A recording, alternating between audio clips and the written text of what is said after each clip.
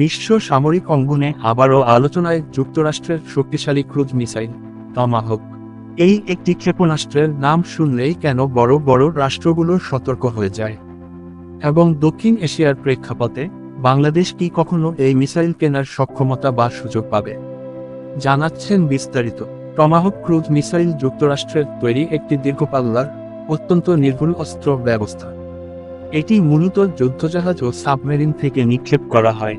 প্রায় ১,৫০০ কিলোমিটারেরও বেশি দূরের লক্ষ্যবস্তুতে নিখুঁতভাবে আঘাত হানতে সক্ষম এই মিসাইল। বিশেষজ্ঞদের মতে টমাহকের সবচেয়ে বড় শক্তি হল এর নিচু দিয়ে উড়ে যাওয়ার ক্ষমতা, যার ফলে শত্রুপক্ষের রাডার সহজে এটি শনাক্ত করতে পারে না। আধুনিক যুদ্ধের শুরুতেই টমাহক ব্যবহার করা হয় শত্রুর গুরুত্বপূর্ণ সামরিক স্থাপনা ধ্বংস করতে। Radar system, air defence, command centre সবই টমাহকের সম্ভাব্য লক্ষ্য।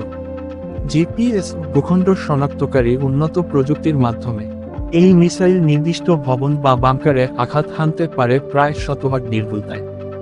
এই কারণেই সামরিক বিশ্লেষকরা একে বলছেন নীরব কিন্তু মারাত্মক প্রথম আঘাতের অস্ত্র। তবে প্রশ্ন হল, বাংলাদেশ কি টমাহক ক্রুজ মিসাইল কিনতে পারবে? বিশেষজ্ঞদের মতে বাস্তবতা হল না। টমাহক মিসাইল সাধারণ অস্ত্রবাজারে বিক্রি হয় না।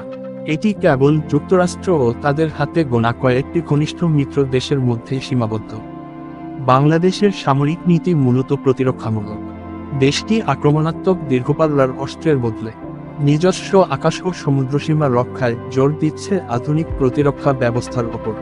সব মিলিয়ে বলা যায়, টমাহক ক্রুজ মিসাইলের ভয় লুকিয়ে আছে এর দূরপাল্লা, নিখুঁত আঘাত এবং আকস্মিক হামলার সক্ষমতায়।